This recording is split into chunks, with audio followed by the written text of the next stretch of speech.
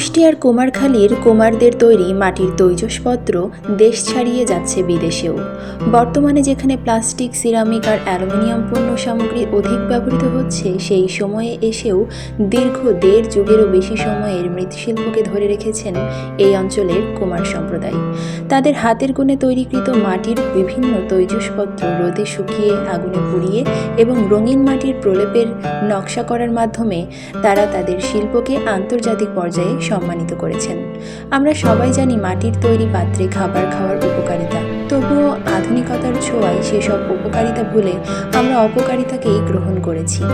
বর্তমানে ক্রমান্বয়ে ছুটে চলা এই আধুনিক পৃথিবীর সাথে তাল মিলিয়ে থাকতে তাদের প্রয়োজন আধুনিক যন্ত্রপাতি, অন্যথায় এই দক্ষ শিল্পীগণের পাশাপাশি দেশীয় সংস্কৃতি ও ঐতিহ্য ক্রমান্বয়ে বিলুপ্তির পথে অগ্রসর হবে।